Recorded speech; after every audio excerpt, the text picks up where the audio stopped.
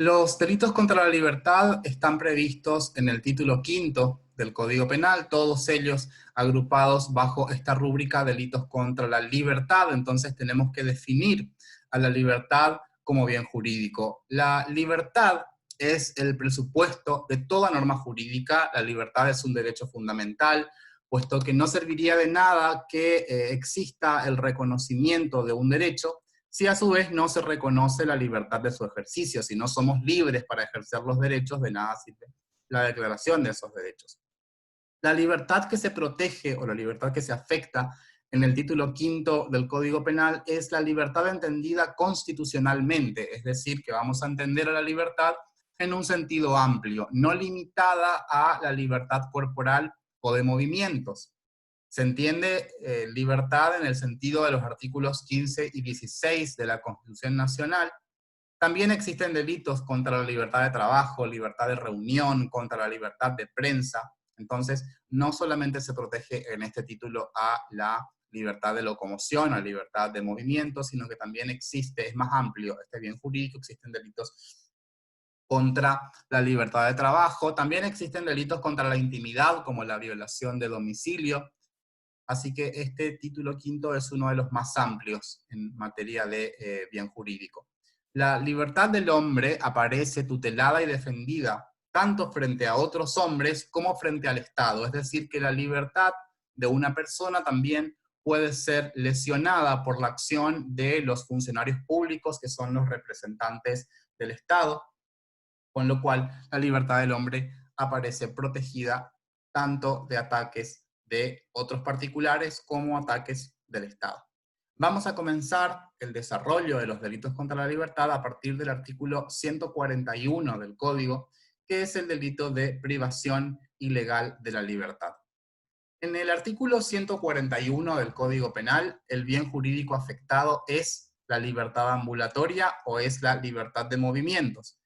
Libertad ambulatoria o libertad de movimientos quiere decir la facultad de trasladarse de un lugar a otro, con lo cual este bien jurídico tiene una fuerte connotación espacial y quiere decir concretamente la libertad del sujeto para abandonar el lugar en el que se encuentra. Ese es el bien jurídico protegido en el caso del artículo 141. La estructura típica de este delito es la siguiente. La conducta típica es privar de libertad a otra persona y además hacerlo ilegalmente.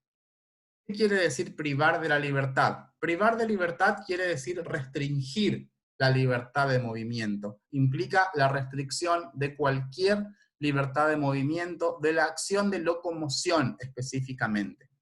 Aunque es necesario aclarar que no se requiere que la restricción de movimientos sea total. Puede ser que la persona pueda mover algunas partes de su cuerpo, pero si restringimos, aunque sea parcialmente, la libertad de movimientos, ya estamos en el ámbito de esta figura penal, por lo menos respecto del verbo típico privación. Entonces vamos a encontrar tres hipótesis concretamente dentro de esta acción típica, privar de la libertad, y esas tres hipótesis son las siguientes. Impedir la libre acción de partes del cuerpo de la víctima, impedir el libre traslado de un lugar a otro, y también imponerle a la víctima determinados movimientos. Podría suceder el primero de los casos, impedir la libre acción de partes del cuerpo, si le colocamos esposas a la víctima. La persona que está esposada en realidad tiene la facultad de movimientos restringida, digamos que puede moverse de un lugar a otro, pero no lo puede hacer en su totalidad, sino que tiene algunas partes de su cuerpo restringidas, o le colocamos algún grillete con una piedra muy pesada.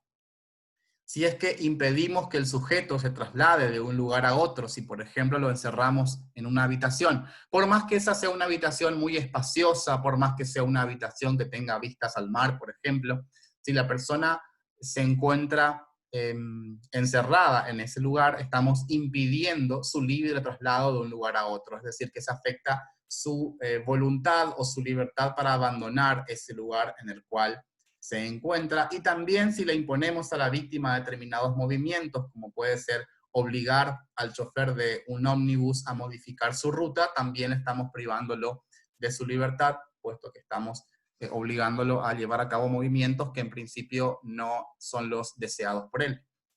Este es un delito que además se puede cometer por omisión impropia, puede darse la comisión por omisión en la medida en que exista una posición de garante. Y también vamos a encontrarnos en este delito con el elemento ilegalmente.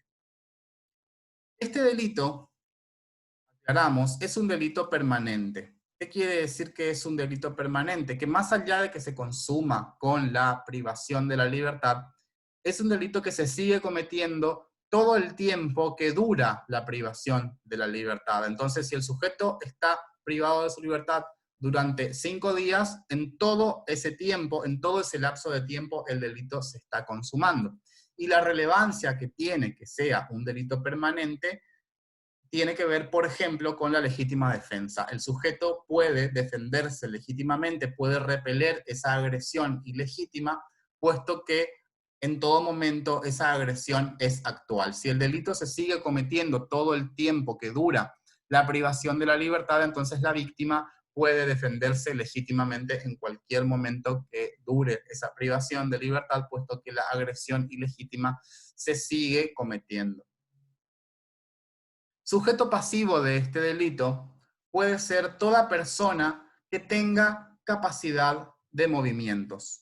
Toda persona que tenga capacidad volitiva, natural de movimientos. Entonces, pueden ser sujetos pasivos los menores, pueden ser sujetos pasivos los incapaces, también pueden ser sujetos pasivos personas impedidas que se movilicen con silla de ruedas, que se movilicen con muletas. Todas esas personas pueden ser sujetos pasivos. Es decir, toda persona que pueda expresar libremente su voluntad puede ser sujeto pasivo de este delito. Entonces, vamos a descartar, por ejemplo, a los niños de pocos meses.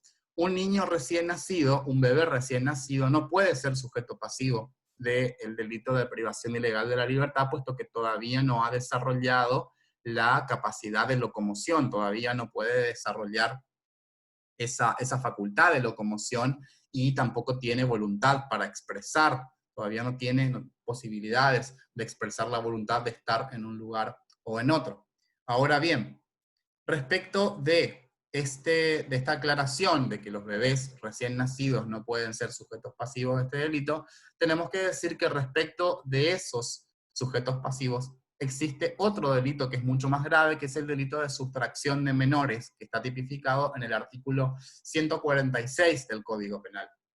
En el artículo 146 del Código Penal se tipifica la conducta de quien sustrae, retiene u oculta a un menor de 10 años del poder de sus padres, tutor o persona encargada. Veamos la estructura típica de este delito. Sustraer quiere decir apoderarse del menor para sí o para un tercero, apartándolo de la esfera de custodia de las personas que están encargadas del cuidado del niño. Entonces, para sustraer tenemos que trasladar. Sustraer implica el traslado del menor a un lugar diferente. Este es un delito que se consuma con el despojo del menor. Esa sustracción puede tratarse de la sustracción del hogar familiar, puede sustraérselo del establecimiento escolar, puede también sustraérselo de la vía pública. En ese sentido no hay limitaciones. Y respecto de las conductas de retener u ocultar, retener implica un niño previamente sustraído, es decir, que para poder retener, previamente el niño tiene que haber sido sustraído del poder de sus padres. El autor lo retiene, en vez de entregarlo a las personas que lo tenían a su cuidado, el autor va a terminar reteniendo a ese niño. Y ocultar implica esconder al menor. Ocultar implica esconder al menor que ha sido previamente sustraído. Observemos que en este delito no es un elemento la ilegalidad, o por lo menos no se ha expresado en el texto la expresión ilegalmente. Sí, es un delito doloso. Bien.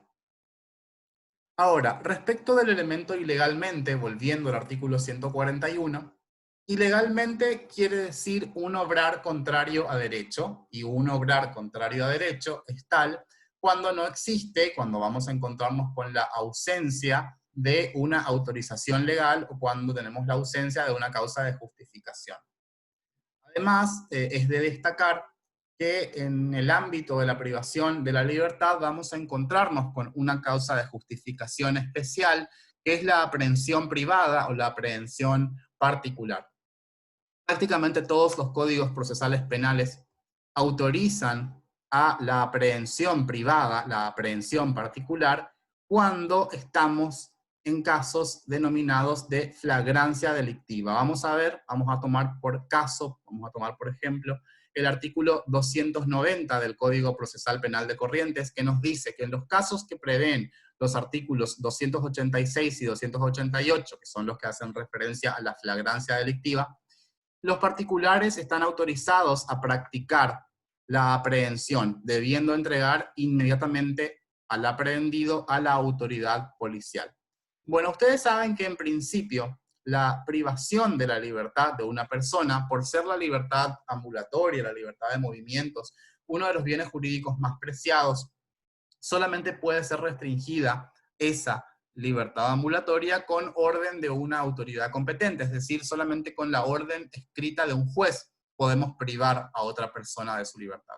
Excepcionalmente, existen funcionarios, los funcionarios policiales, que lo pueden hacer, pueden proceder a la aprehensión de una persona, con la condición de que luego, en un plazo muy breve, pongan a esa persona a disposición del juez o la autoridad competente según el diseño de los códigos procesales penales de cada una de las provincias. Bueno, también se autoriza en circunstancias excepcionales a los particulares a llevar a cabo esa aprehensión. También los particulares, más allá de que no somos funcionarios públicos, podemos practicar la aprehensión de un sujeto que se encuentra en flagrancia delictiva, infraganti delito, pero tenemos el deber de entregar inmediatamente a esa persona aprehendida a la autoridad policial para que a partir de ahí comience la investigación. Bueno, la flagrancia delictiva comprende tres supuestos bien diferenciados. La flagrancia delictiva puede ser la flagrancia propiamente dicha, podemos estar ante casos de cuasi flagrancia y también vamos a encontrarnos con la flagrancia presunta.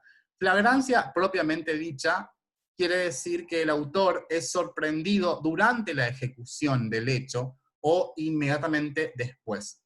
¿Qué quiere decir durante la ejecución? En el iter criminis, a partir del comienzo de ejecución, es decir, ya a partir de la tentativa del delito, ya comienza la flagrancia si es que una persona sorprende infraganti a esa persona. O inmediatamente después, una vez finalizada la ejecución, inmediatamente después también se encuentra el sujeto en un supuesto de flagrancia. La cuasi flagrancia tiene lugar mientras el autor del hecho es perseguido por la fuerza pública, el ofendido o el clamor público. El sujeto de una persona que acaba de sustraer un celular y está siendo perseguido, ya sea por la víctima del robo o por los funcionarios policiales o por un grupo de personas, bueno, en ese caso estaremos ante supuestos de cuasi flagrancia. Y por último, también vamos a encontrarnos con la denominada flagrancia presunta, cuando el sujeto tiene objetos o presenta rastros que hagan presumir vehementemente que acaba de cometer un delito. Bueno, si encontramos a una persona que está toda cubierta de sangre y además tiene un cuchillo muy filoso, podríamos pensar en el supuesto de flagrancia presunta. Se presume, tiene elementos que hacen presumir la comisión de un delito. Bueno, vamos a ver que el elemento ilegalmente va a tener consecuencias prácticas en materia de error. Es un adelantamiento de la antijuridicidad a nivel de tipicidad, lo que implica que si en el caso se hiciere presente una causa de justificación, ese supuesto va a operar en el caso concreto como una causa de atipicidad. Entonces, si un particular se encuentra con una persona que está infraganti delito, que está en flagrancia delictiva, y la priva de su libertad ambulatoria para luego llevarla a las dependencias de la autoridad policial, esa conducta ya va a ser atípica, no va a estar justificada, porque ya analizamos los casos de causas de justificación, se analizan en la tipicidad objetiva, ya que hemos adelantado ese elemento ilegalmente. Ahora bien, es relevante este adelantamiento de la antijuridicidad, sobre todo en materia de error. Porque si concurriere un error sobre la ilegalidad, ese error va a ser considerado un error de tipo y no un error de prohibición. Va a ser considerado un error de tipo y no un error de prohibición, como lo consideraría la teoría de la culpabilidad estricta. La teoría de la culpabilidad estricta diría que un presupuesto fáctico sobre una causa de justificación es un error de prohibición indirecto que tiene efectos recién en la culpabilidad, disminuyéndola o excluyéndola según la vencibilidad del error. Ahora bien, si nosotros adelantamos la antijuridicidad con el elemento ilegalmente, cualquier error sobre la ilegalidad va a ser considerado un error de tipo y no de prohibición, y al no tener figura culposa, no estar prevista la figura culposa de privación de la libertad de nuestro Código Penal, la consecuencia es que la conducta va a ser atípica. ¿Cómo podrían aparecer esos casos de error? Vamos a suponer ahora que una persona encuentra a un sujeto que está cubierto de sangre, está cubierto de un líquido rojo y además lleva consigo un puñal. Entonces está convencido de que acaba de cometer un delito. ¿Qué es lo que hace? Esta persona aprehende al sujeto y lo lleva a las dependencias policiales, y allí el sujeto explica que en realidad lo que él tiene es sangre falsa y está disfrazado, está yendo a una fiesta de disfraces por Noche de Brujas, por ejemplo. Entonces, a partir de allí, la conducta objetivamente se ha privado de su libertad a alguien, se ha restringido su capacidad de movimientos, su libertad ambulatoria, y además se lo hace ilegalmente porque no hay ningún supuesto que permita en estos casos, realizar esa aprehensión, puesto que no es sangre real y además es un cuchillo de mentiras, es un cuchillo de utilería. Bueno, entonces la privación de la libertad es ilegal. Sin embargo, a nivel subjetivo, el autor, si bien se representa que priva de la libertad a una persona, no se representa la ilegalidad. Él se representa que está privando de libertad a otro en forma legal, en forma permitida. Con lo cual, ese error, que normalmente sería un error de prohibición, como ya adelantamos la tipicidad a nivel, mejor dicho, adelantamos la antijuridicidad a nivel de tipicidad, ese error se ha convertido en un error de tipo cuyo efecto es la exclusión del dolo. Y este error es mucho más benévolo, puesto que ya excluye la tipicidad. Los errores de prohibición, si fueren vencibles, dejan la posibilidad de imputar una pena. De hecho, el delito se ha configurado solamente que con una culpabilidad disminuida. Y si el error de prohibición es invencible, se excluye la culpabilidad, pero no se excluye el injusto penal que ya tiene consecuencias respecto de la reparación de los daños, por ejemplo, y participación criminal. En el artículo siguiente, en el artículo 142, vamos a encontrarnos con las agravantes de este delito. Este delito se agrava si es que se emplea violencia o amenazas. La violencia es el despliegue de energía física sobre la víctima, y recordemos que el artículo 78 del Código Penal equipara el uso de violencia también al uso de hipnóticos y narcóticos. La amenaza, que es el anuncio de un mal futuro, también cuando se utiliza la intimidación para privar de libertad a otro, eso también es un supuesto de agravante de la privación ilegal de la libertad. También se agrava la privación de la libertad cuando se lleva a cabo con fines religiosos. Los fines religiosos van a consistir en una agravante eminentemente subjetiva, es decir, que no vamos a agregar nada a la tipicidad objetiva, solamente vamos a agregar en el tipo subjetivo un motivo, un móvil especial, un elemento subjetivo distinto del dolo, que es un fin religioso. ¿Cuándo privamos de libertad a alguien con un fin religioso? Por ejemplo, cuando la privamos de libertad para imponerle un culto o para impedir a la víctima que practique su propio culto. La privamos de libertad para que no pueda asistir a una celebración religiosa, por ejemplo, o encerramos a la víctima en un monasterio para que se le imponga un determinado culto. Bueno, en esos casos vamos a estar ante privaciones ilegales de la libertad agravadas por un fin religioso. También se agrava cuando el fin de la privación de la libertad es un fin de venganza. La venganza es una reacción ante un supuesto agravio y además es comprensiva de la venganza transversal, es decir, cuando privamos de libertad a una persona para vengarnos de un tercero, también estaría comprendida en este caso la venganza transversal. Privar de libertad a una persona para hacer sufrir a otra con la cual, de la cual queremos vengarnos. Bueno, también en esos casos aparecería aquí el fin de venganza y también es un elemento subjetivo especial. Además, se agrava la privación de la libertad por el vínculo que se fundamenta, el fundamento de la privación ilegal de la libertad por el vínculo es, en principio, el fundamento es el quebrantamiento de una relación de respeto, de confianza o de afecto entre las personas que están enumeradas en este inciso del artículo 142 del Código Penal. El quebrantamiento de esas relaciones de confianza y afecto presentes entre estos sujetos, ese va a ser el fundamento de la agravante del vínculo. El artículo 142, inciso segundo, nos dice si el hecho se cometiere en la persona de un ascendiente, hermano, cónyuge o de otro individuo a quien se deba respeto particular.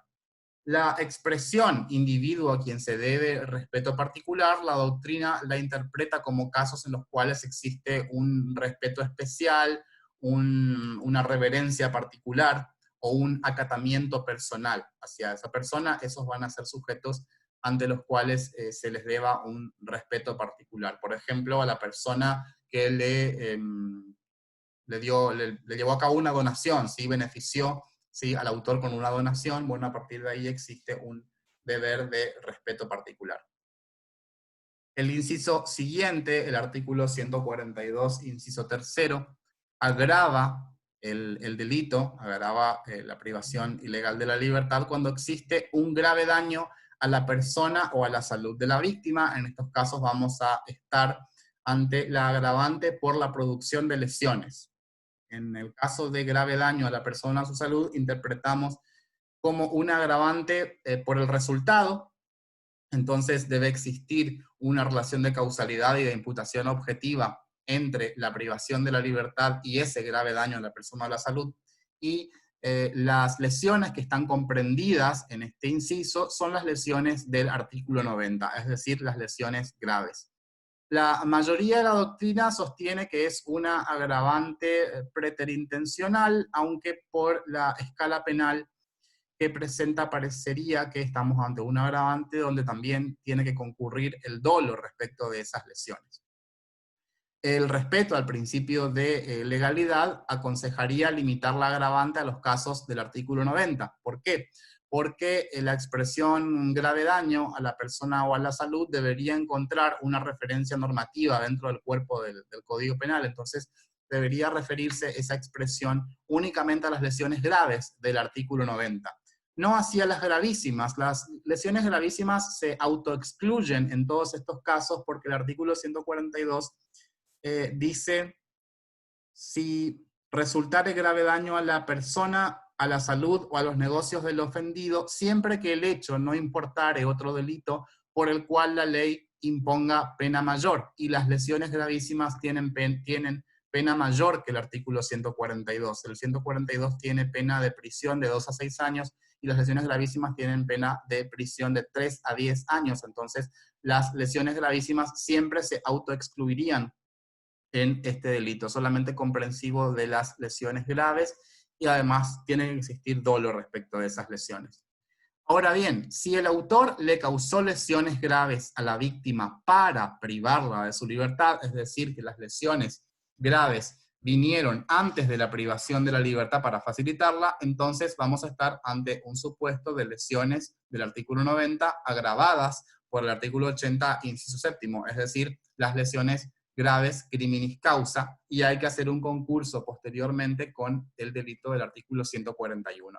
Para que se dé la agravante del artículo 142, en este inciso particular, tiene que existir una relación de causalidad y de imputación objetiva entre la privación de la libertad y esas lesiones. Tienen que ser producto de esas lesiones, no tienen que haberse producido las lesiones con anterioridad a la privación de la libertad para facilitarla. En ese caso vamos a estar ante un concurso entre lesiones graves criminis causa y la privación de la libertad en su figura básica. También se agrava dentro de este mismo inciso cuando exista un grave daño a los negocios del ofendido. Grave daño a los negocios comprende el perjuicio patrimonial que haya resultado para la víctima como consecuencia de la privación de la libertad. Ese daño patrimonial es comprensivo tanto del daño emergente como del lucro cesante. Ambos casos están incluidos en el concepto de grave daño a los negocios de la víctima. Por ejemplo, si privamos de libertad a la víctima que tenía una carnicería y por la privación de la libertad no pudo colocar la carne en los frigoríficos y a partir de allí toda esa carne ha quedado en mal estado. Entonces, ese sería un supuesto de grave daño a los negocios del ofendido. Luego vamos a encontrarnos con la agravante del inciso siguiente, que es el inciso cuarto. El inciso cuarto del artículo 142 dice: si el hecho se cometiere simulando autoridad pública u orden de autoridad pública.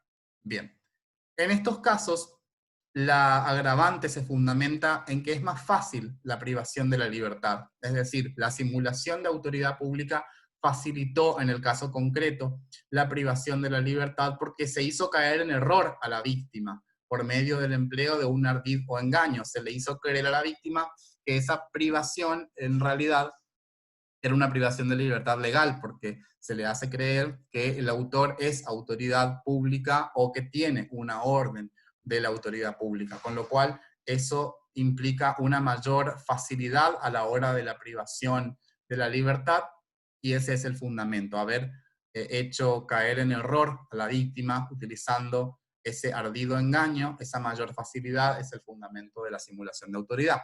Ojo que no cualquier autoridad es la que debe ser la simulada, sino solo la autoridad que tiene facultad para privar a otro de su libertad. Es decir, que solamente puede fingirse o solamente puede simularse la autoridad que tenga competencia para detener. Si es que se simula la autoridad pública, pero sin competencia para detener, en realidad este delito no se configuraría por lo menos la agravante. Podría configurarse sí la figura básica, pero no la agravante. Debemos aclarar que si la autoridad fuera real y no fingida, el delito que hay que aplicar es otro diferente, que es el delito de privación de la libertad abusiva del artículo 144 bis, inciso primero del Código Penal, que vamos a ver oportunamente en breve. Además, se agrava la privación de la libertad por su duración. Si es que la privación de la libertad duró más de un mes, también se va a agravar la privación de la libertad. Y los plazos respecto del mes deben contarse conforme al Código Civil y Comercial, es decir, que los meses se cuentan de fecha a fecha, no se cuentan por el número de días concretamente, sino por fechas, como lo hace el Código Civil y Comercial. Bueno, un caso problemático dentro de la órbita de los delitos contra la libertad, específicamente la privación ilegal de la libertad, se presenta cuando existe una privación de libertad por muy breves instantes. El caso sería el siguiente: el colectivero que no frena donde le es requerido. El sujeto hace sonar el timbre indicando que quiere bajarse en una parada determinada, pero el colectivero sigue adelante y lo baja 2 cuadras después en la siguiente parada. Bueno, ¿cómo se resuelven esta clase de supuestos donde la privación de libertad ha sido muy breve? La pregunta es: ¿existe o no existe delito en estos casos?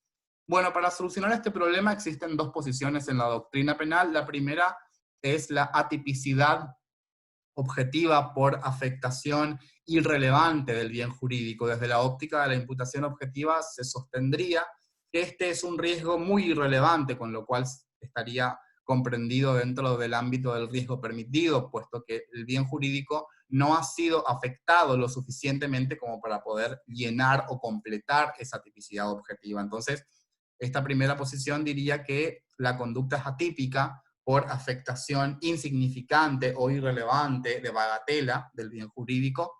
Y otra posición diría que sí, que el delito en realidad se configura, que técnicamente eso es una privación de la libertad, porque se ha restringido la capacidad de movimientos, se ha afectado la libertad del sujeto pasivo de trasladarse de un lugar a otro, puesto que ha manifestado su voluntad de bajarse del ómnibus, pero que sería un delito no punible por afectarse el principio de proporcionalidad. Es decir, sería desproporcionado imponerle al colectivero la pena de prisión de 6 meses a 3 años por haber privado de su libertad al sujeto pasivo nada más que por breves instantes. Entonces, la consecuencia, ambas posiciones llegan a la misma conclusión en cuanto a la no punibilidad, pero no por el motivo por el cual esa conducta no es punible. La primera diría que la conducta ya es atípica, y la segunda en realidad sostendría la falta de proporcionalidad entre las penas, con lo cual lo que aparecería cancelado es más bien la punibilidad y no la tipicidad. Bien.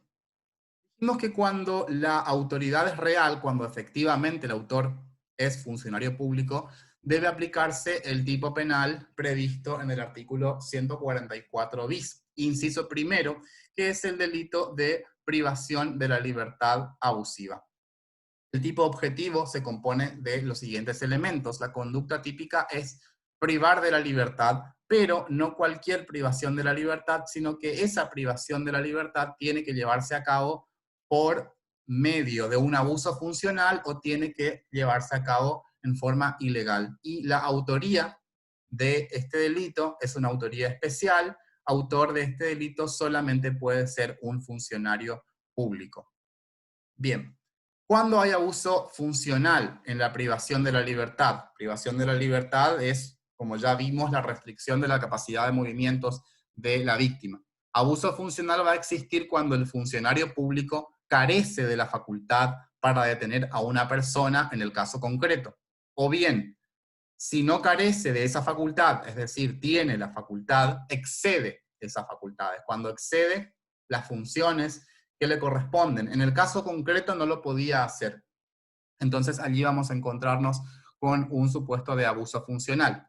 También vamos a encontrarnos con el elemento ilegalmente, aunque no lo diga en forma expresa, utiliza una expresión muy semejante. Vamos a leer el texto del artículo 144 bis.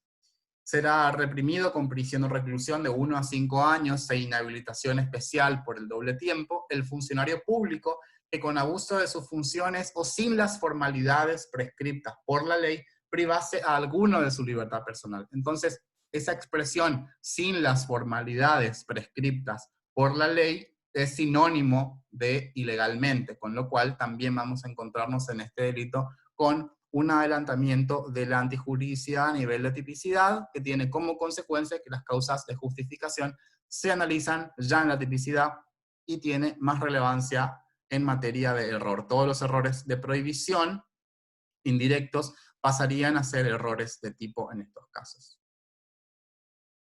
Bien. Avancemos, sigamos con el artículo siguiente. Una vez terminados los delitos de privación ilegal de la libertad de los artículos 141 y 142, que son en realidad las agravantes, vamos al artículo 142 bis. En el artículo 142 bis vamos a encontrar una figura también de privación de libertad, ya que las conductas típicas describen restricciones a la capacidad de locomoción, pero es de aclarar que esta figura es una figura autónoma, no es un agravante del artículo 141, ya que sus elementos, sus conductas típicas son sustancialmente diferentes y son otras las exigencias, así que el artículo 142 bis es un delito autónomo que se denomina secuestro coactivo. El texto del artículo 142 bis, primer párrafo, nos dice: se impondrá prisión o reclusión de 5 a 15 años al que sustrajere, retuviere u ocultare a una persona con el fin de obligar a la víctima o a un tercero a hacer, no hacer o tolerar algo contra su voluntad.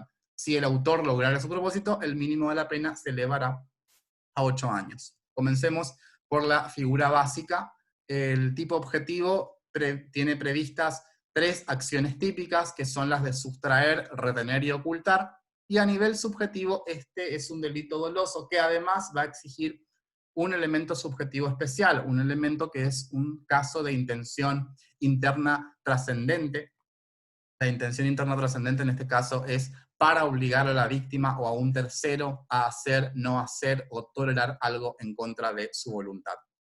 En el artículo 142 bis vamos a ver que hay dos bienes jurídicos lesionados. Por una parte, la libertad de movimiento, y por otra parte también hay una afectación mediata a la libertad de autodeterminación. ¿Por qué? Porque no se priva de libertad a la víctima con cualquier finalidad, como podría haber sido la del artículo 141, donde no se exige ningún elemento subjetivo especial, sino que aquí se priva de libertad a la víctima para obligarla a hacer algo. Entonces, inmediatamente se afectaría la libertad de autodeterminación de la víctima, es decir, la facultad que tiene una persona de elegir hacer o no hacer algo. Acá en el secuestro coactivo se busca la imposición de una conducta a la víctima en contra de su voluntad. Bien, comencemos a ver las acciones típicas. El tipo objetivo nos dice el que sustrajere. Sustraer quiere decir desplazar al sujeto del lugar en el que se encuentra, es decir, que hay un apartamiento espacial de la víctima.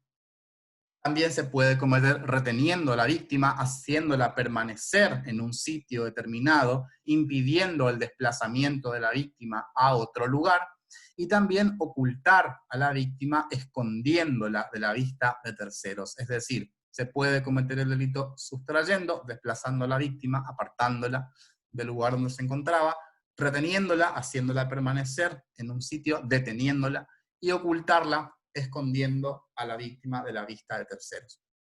A nivel subjetivo, vamos a encontrar que es una figura dolosa, y el elemento subjetivo especial es para obligar a la víctima o a un tercero a hacer, no hacer o tolerar algo en contra de su voluntad.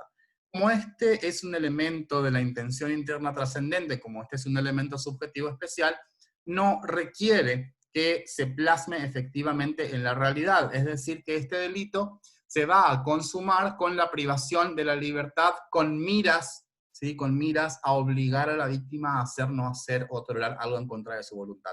Por más que el autor luego no logre que la víctima o el tercero haga, no haga o tolere algo en contra de su voluntad, ya el delito se va a configurar, ya va a estar configurada por lo menos la figura básica.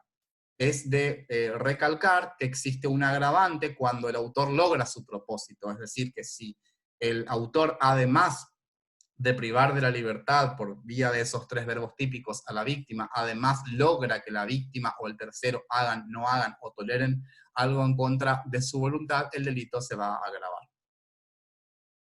Las agravantes de este delito son las siguientes. La primera, que ya la vimos, que es si el autor lograre su propósito. La segunda, fundada en la mayor vulnerabilidad de la víctima, si el sujeto pasivo fuera una mujer embarazada, un menor de 18 años o un mayor de 70. También se agrava por el vínculo, si la víctima fuera un ascendiente, un hermano, el cónyuge o conviviente, o un individuo a quien se deba respeto particular, una especial reverencia. Si se causare a la víctima lesiones graves o gravísimas, aquí el legislador ha sido un poco más claro, acá se refiere específicamente a las lesiones de los artículos 90 y 91. También se agrava cuando el autor fuera un funcionario o empleado público, o pertenezca o haya pertenecido al momento de la comisión del secuestro a una fuerza armada de seguridad u organismo de inteligencia del Estado. También se agrava por la participación de 3 o más personas. También en ese caso se va a agravar cuando participaran en el hecho 3 o más personas, es decir, el mínimo de personas es 3. Y también se agrava por la muerte de la víctima. Bueno, vamos a ver que las agravantes por la muerte de la víctima van a dividirse en dos grupos. El legislador aquí ha utilizado una terminología muy poco recomendable y muy extraña, además, a nuestro sistema penal original, es decir, nuestro Código Penal de 1921. La denominación que ha utilizado es bastante extraña. Vamos a ver lo que nos dicen los últimos párrafos del artículo 142 bis. La pena será de 15 a 25 años de prisión o reclusión si del hecho resultare la muerte de la persona ofendida como consecuencia no querida por el autor. Luego el párrafo siguiente dice, la pena será de prisión o reclusión perpetua si se causara intencionalmente la muerte de la persona ofendida. Bueno, estas expresiones, consecuencia no querida o consecuencia intencional, en realidad son bastante extrañas a nuestro Código Penal. En principio, uno podría sostener que la expresión consecuencia no querida se estaría refiriendo a la culpa, a la imprudencia, y que la consecuencia intencional se referiría a los casos en los cuales el autor haya obrado con dolo. Bueno, eso en una primera aproximación o una lectura más ligera del código. Sin embargo, tenemos que recordar que el concepto de dolo no implica necesariamente la intención. Dolo es la representación de los elementos del tipo objetivo, y eso prescinde de la intención. Solamente el dolo directo, solamente el dolo de primer grado, es el dolo que exige, además del conocimiento de los elementos del tipo objetivo, exige la intención. Entonces, además de que las escalas penales son bastante graves, tomemos por caso el supuesto de la muerte de la persona ofendida como consecuencia no querida, tiene pena de prisión o reclusión de 15 a 25 años. Es decir, que tiene más pena incluso que el delito de homicidio simple. El delito de homicidio simple doloso tiene pena de 8 a 25 años. Este caso de esta agravante de secuestro coactivo agravado por la muerte tiene más pena que el mismo homicidio doloso. Entonces, una interpretación racional de las escalas penales nunca podría dejarnos como consecuencia, como conclusión, de que aquí la muerte tenga que imputarse a título de culpa, puesto que tendría más pena la muerte imputada a título de culpa que una muerte imputada a título de dolo en los casos de homicidio simple. Entonces, ¿qué interpretación corresponde hacer?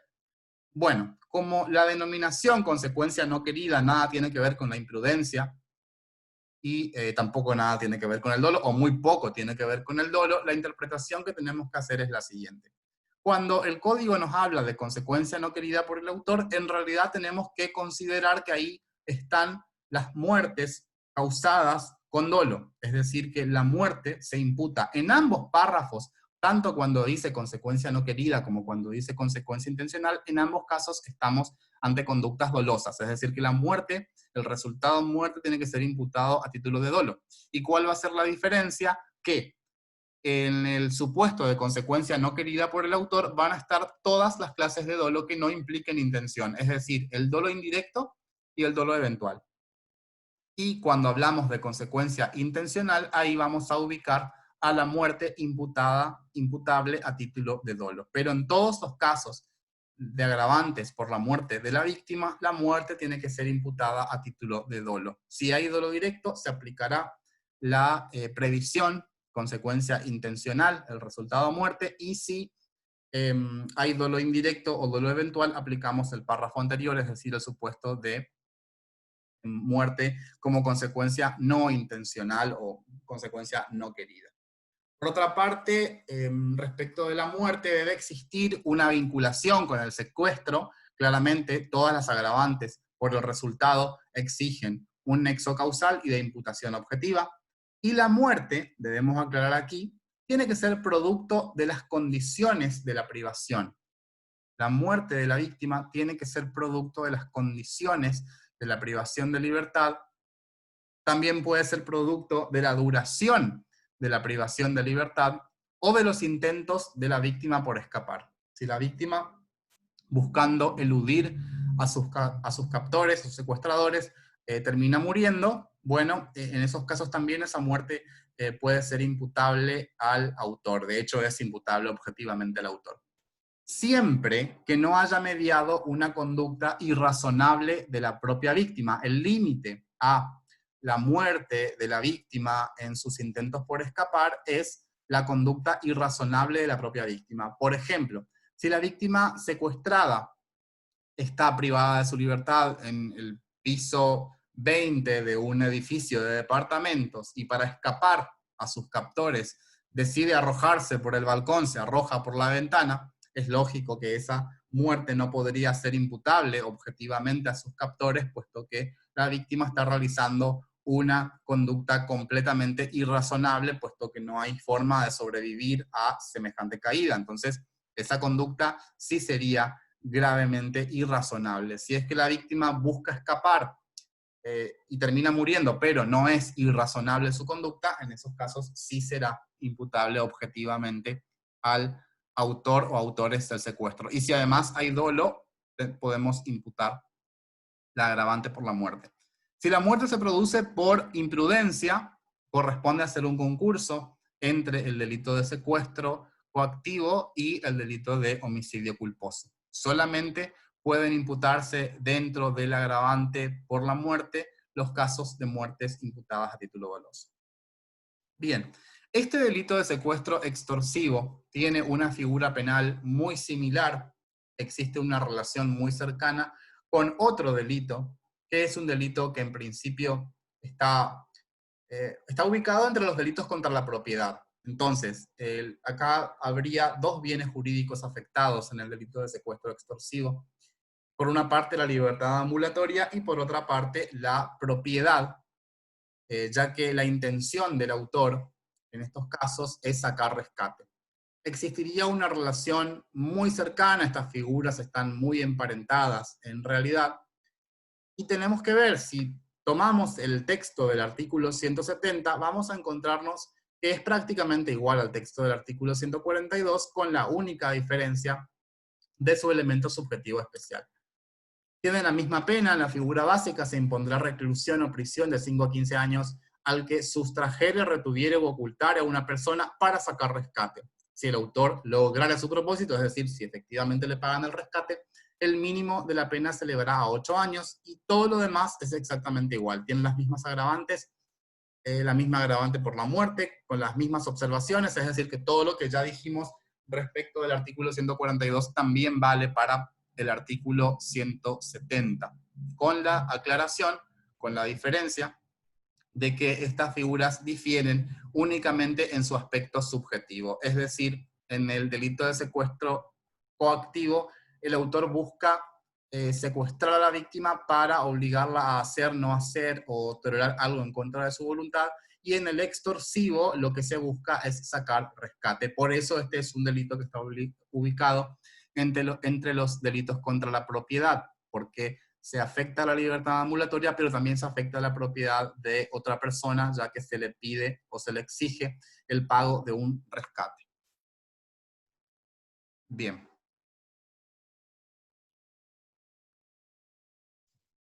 En el artículo 142 ter del Código Penal encontramos el delito de desaparición forzada de personas, que fue incorporado a nuestro derecho positivo en el año 2011 por la ley 26.679, no es uno de los delitos que estaba previsto originalmente en nuestro Código Penal. Los bienes jurídicos afectados por este delito, en principio, por supuesto que la libertad ambulatoria es el bien jurídico de afectación inmediata en el caso de la desaparición forzada de personas. Además, se afecta a la dignidad de la persona. Y en segundo lugar, existe un sector de la doctrina que sostiene que no solamente se afecta a la libertad ambulatoria y la dignidad de la persona, sino que también se afecta a la administración pública, porque estos delitos son cometidos por funcionarios públicos o bien cometidos por personas que cuentan con la aquiescencia del Estado. Entonces, la administración pública también se lesiona porque se afecta la confianza social que se deposita en el funcionario público como el que ejecuta las decisiones del Estado. Respecto de la estructura típica de este delito, vamos a encontrarnos con que este es un delito de estructura compleja. Es un tipo penal que tiene prevista en su conducta, en su acción típica, un caso de conducta compleja. ¿Qué quiere decir conducta compleja? Que vamos a encontrarnos con que este delito presenta dos tramos. Un primer tramo donde la conducta consiste en la privación de la libertad de otra persona, y el segundo tramo que le sigue a esa privación de la libertad, consistente en la falta de información, en la negativa a reconocer la privación de la libertad o la negativa a informar sobre el paradero de una persona. El autor es un autor específico, es un autor especial. La autoría recae únicamente en un funcionario público o en una persona que cuente con la autorización, el apoyo o la aquiescencia del Estado. Bien. El tipo subjetivo, este delito es un delito doloso, ya que no se requiere ningún elemento subjetivo especial, solamente es un delito doloso y nada más. Y esa es la configuración típica de este delito. Podemos decir que el primer tramo es eminentemente activo y el segundo tramo tendría una estructura más cercana con la omisión, ya que omite el funcionario público informar sobre el paradero o el reconocimiento de esa privación de la libertad.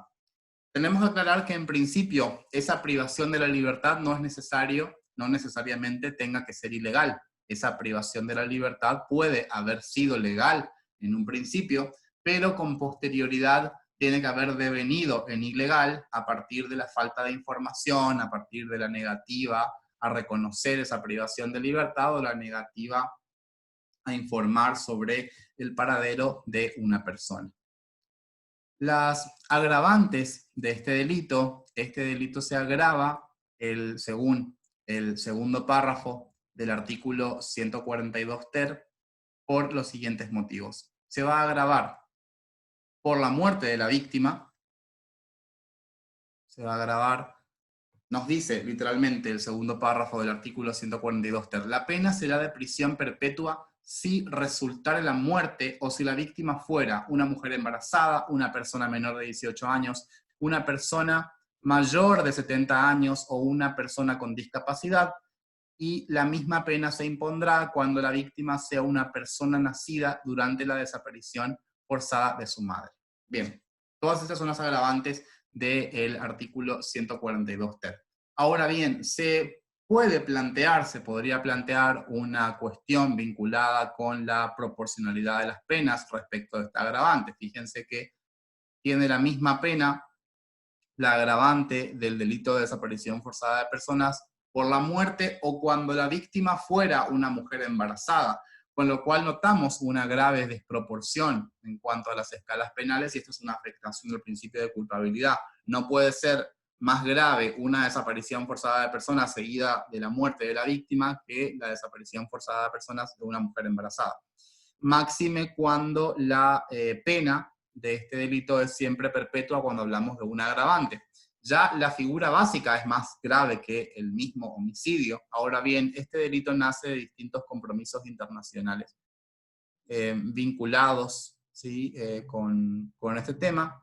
Entonces es por eso que esta figura penal tiene una estructura tan extraña y tan difícil de compatibilizar en principio con los principios generales de la teoría del delito.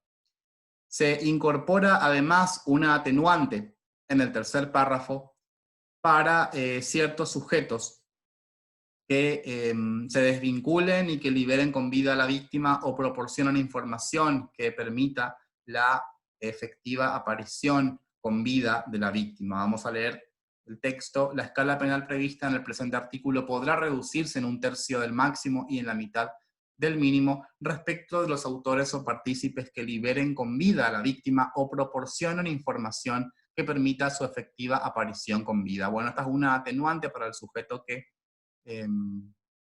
lleva a cabo la liberación con vida de la víctima o que facilite la información que permita la efectiva aparición con vida de la víctima. Es decir, no es cualquier información, sino aquella que facilita la aparición, que permita la aparición de la víctima con vida. En el artículo anterior, en el artículo 142 bis, en el último párrafo, también nos encontramos con una disposición especial que dice que la pena del partícipe que desvinculándose de los otros se esforzare de modo que la víctima recupere la libertad sin que tal resultado fuese la consecuencia del logro del propósito del autor, se reducirá de 1/3 a la mitad. Es decir, que en ambos casos estamos ante situaciones similares. Ahora bien, tenemos que aclarar que la previsión del artículo 142 bis, último párrafo, es decir, para el secuestro coactivo, es una reducción de pena que es obligatoria. Fíjense que dice se reducirá de 1/3 a la mitad. Esa es la figura comúnmente denominada el arrepentido, el partícipe que se desvincula de los demás y se esfuerza de modo que la víctima recupere su libertad. En ese caso vamos a reducir la pena, es una reducción de la pena obligatoria. Ahora, en el 142 ter, último párrafo, previsión para el delito de desaparición forzada de personas, esa atenuación de la pena es una atenuación facultativa porque ya no dice que se va a reducir, no dice se reducirá, sino que dice podrá reducirse. Entonces es una atenuante más bien facultativa. Bueno, respecto de este delito se presenta una problemática a nivel de liter criminis, concretamente cuando hablamos de la tentativa. La tentativa sabemos que es el comienzo de ejecución, esencialmente de un delito, con dolo. Ahora, la pregunta es, ¿cuándo se comienza a ejecutar este delito? Es clara la consumación, claro que este delito se consuma a partir del segundo tramo, cuando existe la negativa a reconocer la privación de libertad, cuando no se brinda la información solicitada respecto del paradero de una persona, a partir de allí se consuma. Ahora, ¿cuándo se comienza a ejecutar este delito? Bueno, van a existir por lo menos dos puntos de vista respecto de la tentativa, porque hay algunos autores que dicen que la privación de la libertad, ese primer tramo, no es un elemento del tipo penal, sino que es más bien un presupuesto para que exista este delito. Y hay otros autores que dicen que la libertad es un elemento del tipo penal. Bueno, los autores que sostienen que la privación de la libertad no es un elemento del tipo objetivo, sino que más bien es solamente un presupuesto de hecho, tendrían que decir que este delito se consuma o se comienza a ejecutar, mejor dicho, este delito se va a comenzar a ejecutar recién con la falta de información. ¿Por qué? Porque la privación de la libertad no es un elemento del tipo penal, sino que es un presupuesto de hecho y nada más. Entonces, este delito se comienza a ejecutar con esa falta de información, la negativa a reconocer la privación de libertad o la negativa a informar sobre el paradero de una persona. Pero ¿qué pasa? Esta posición tiene el inconveniente de que dice que este delito se comienza a ejecutar a la vez que se consuma, porque se comenzó a ejecutar ya con no brindar información y se consuma a la vez, con lo cual pareciera que no sería posible la tentativa en este delito, por lo menos con esa interpretación. La segunda interpretación dice que la privación de la libertad es un elemento del tipo penal. Entonces, si es un elemento del tipo penal, se comienza la ejecución de este delito con la privación de la libertad. Y eso también va a presentar una dificultad, porque si la privación de la libertad es ilegal, si la privación de la libertad se lleva a cabo con abuso funcional o sin las formalidades exigidas por la ley, esa tentativa de desaparición forzada de personas ya es un delito, ya ha consumado un delito que es el delito del artículo 144 bis, inciso primero. Solamente no sería delito cuando la privación de la libertad estuviera inicialmente justificada. Ya vimos que este delito, ese primer tramo, no requiere que esa privación de la libertad sea necesariamente ilegítima desde el principio. Entonces, esta estructura extraña, como ya vimos que es un delito impuesto por compromisos internacionales ha asumido la Argentina, es muy difícil de compatibilizarlo con los principios de la dogmática penal tradicional. También vamos a encontrar una problemática respecto de la prescripción. Si bien la desaparición forzada de personas en principio no es un delito de lesa humanidad, puesto que los delitos de lesa humanidad están definidos por el Estatuto de Roma, con determinadas características, tiene que tratarse de un ataque sistemático, entre otras cosas. Si bien no es un delito de lesa humanidad, con lo cual no es imprescriptible, sí la consecuencia de la estructura misma de este delito pareciera que es un delito imprescriptible. ¿Pero por qué este sería un delito imprescriptible a pesar de no ser un delito de lesa humanidad? Porque el término de la prescripción nunca comienza a correr. Si el término de prescripción se comienza a contar cuando la medianoche del día en el cual el delito cesó de cometerse, pero se supone que si la persona nunca aparece, mientras la persona siga sin aparecer, el término de la prescripción nunca comienza a correr. Entonces, este delito sí podría ser imprescriptible desde ese punto de vista, más allá de que no sea un delito de lesa humanidad. El término de prescripción nunca comienza a correr. El delito se sigue cometiendo en la medida en que no se haya encontrado a la víctima. Bien.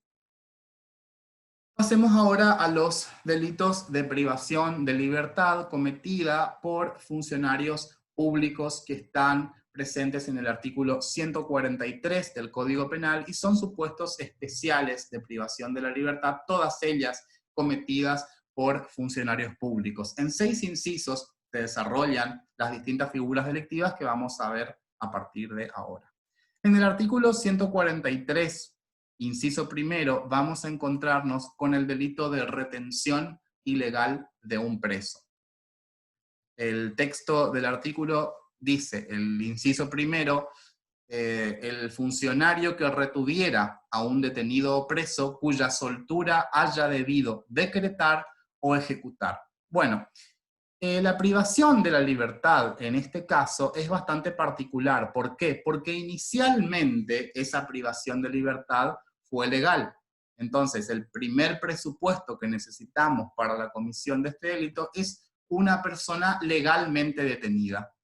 El sujeto pasivo acá es una persona que ha sido detenida en forma legal.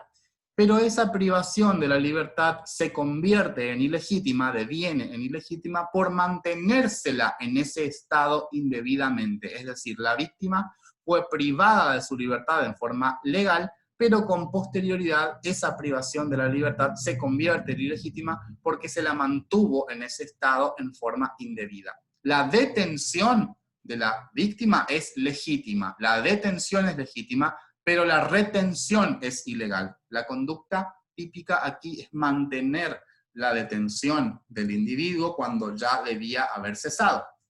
Van a ver acá 2 supuestos concretos. Estamos ante un delito omisivo, es un delito omisivo propio, no se requiere de la vinculación con ningún resultado, y hay 2 posibles omisiones en este caso. El primer supuesto es la omisión de decretar, y la segunda es la omisión de ejecutar. Es decir, se omite decretar cuando el funcionario público con competencia para dictar la soltura no lo hace. Por ejemplo, el juez que tiene que disponer la libertad de un preso. Bueno, el juez es el que tiene que decretar que ese preso recupere su libertad y no lo hace. Ese es el supuesto de omisión de decretar la libertad. También se comprende el caso de la omisión de ejecución, es decir, cuando no se hace efectiva la orden, cuando habiéndose decretado la libertad, no se hace efectiva, no se la lleva a cabo. En este caso, el autor va a ser el funcionario que no cumple con la orden dictada por el juez. Por ejemplo, el director de la prisión, que no cumple con la orden dictada por el juez. Son 2 posibles omisiones, omisión de decretar y la omisión de ejecutar. Ambas omisiones puras y simples que no requieren de ningún resultado. El siguiente supuesto, el segundo inciso, establece o tipifica el delito de prolongación indebida de la detención.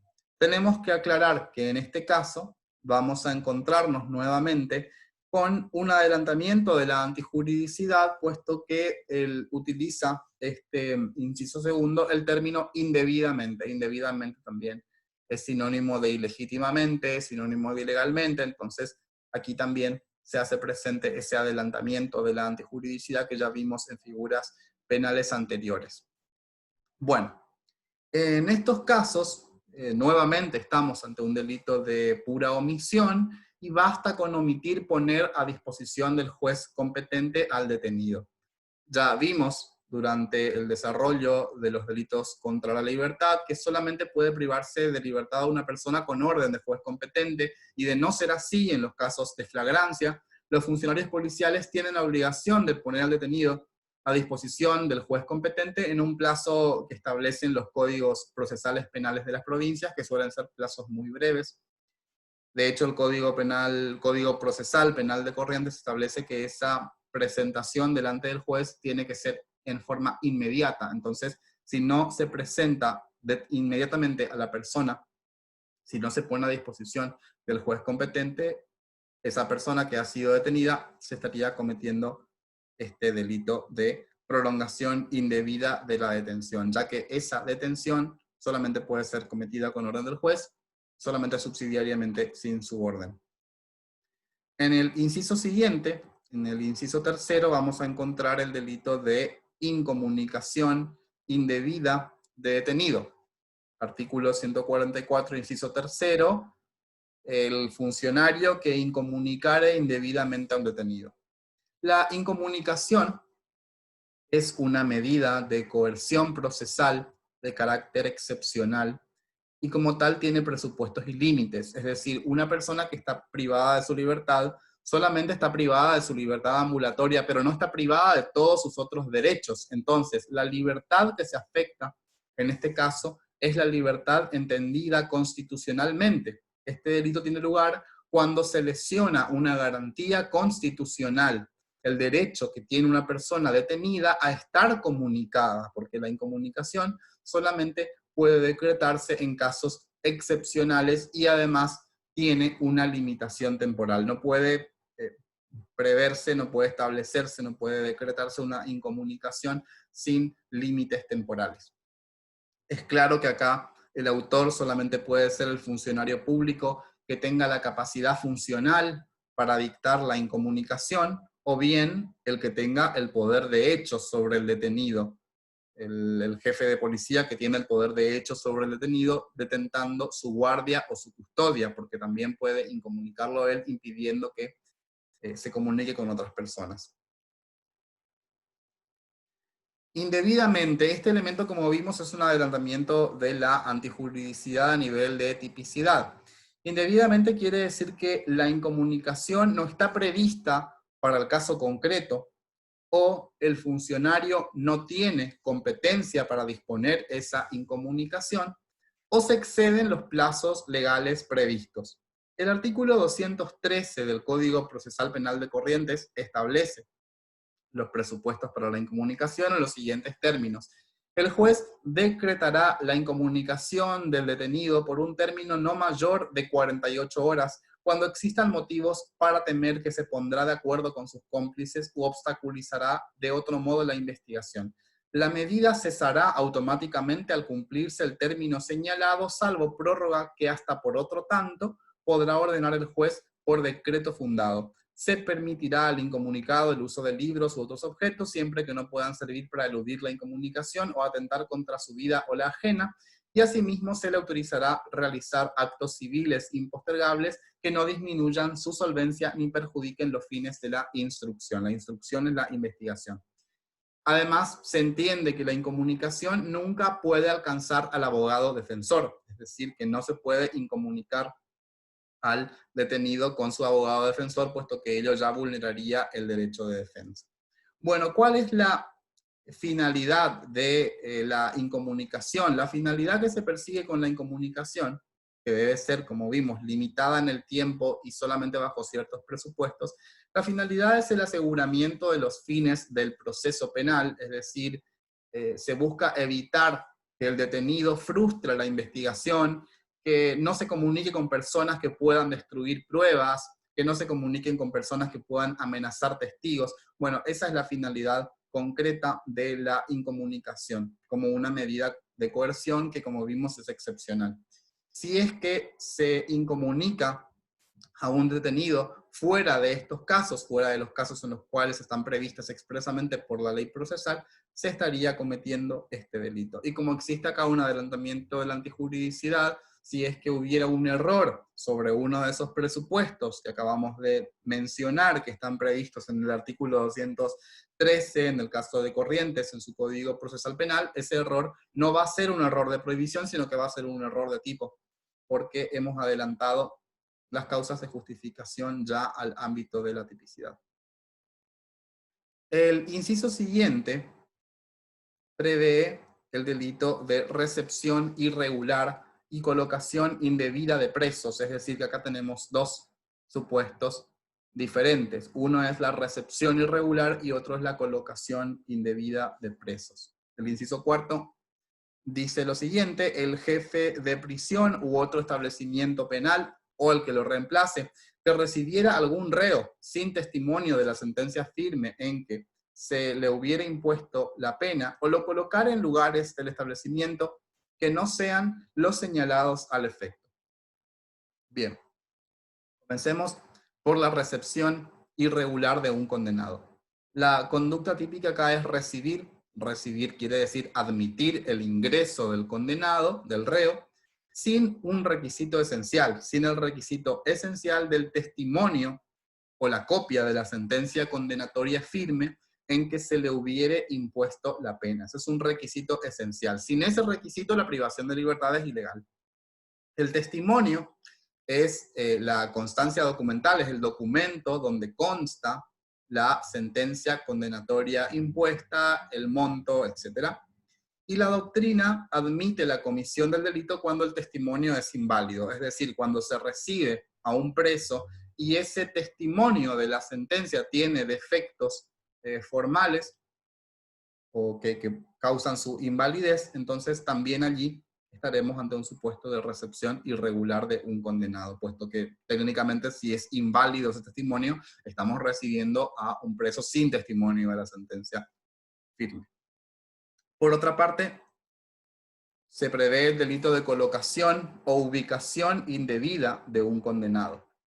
Cuando una persona es condenada, debe internársela o alojársela en un lugar determinado. Cuando se comete este delito, cuando se lo interna o se aloja al condenado en un lugar o en un establecimiento diferente al que le corresponde. Es decir, no lo ubicamos donde deberíamos haberlo ubicado, sino que vamos a ubicarlo en un establecimiento distinto. Sin embargo, en este supuesto en particular, la doctrina agrega un elemento más que no está escrito en principio, que es la causación de un perjuicio. ¿Por qué? Porque los principios que determinan la ubicación de los condenados están formulados en favor de los condenados. Entonces, si la ubicación indebida en realidad se hace para favorecer al condenado, si el cambio de establecimiento tiene como propósito favorecer al condenado o dotarlo de mejores condiciones, acá no se daría el delito. Acá se va a requerir que además de que se lo ubique en un lugar no indicado para ese condenado, además tiene que existir la causación de un perjuicio, porque si es para beneficiarlo, no se daría el delito, porque los principios, como dijimos hoy, de ubicación de un condenado tienen que ver con beneficiarlo, si están a favor del imputado y no en su contra. Luego, en el inciso siguiente, el inciso 5 del artículo 143, encontramos el delito de recepción ilegal de presos.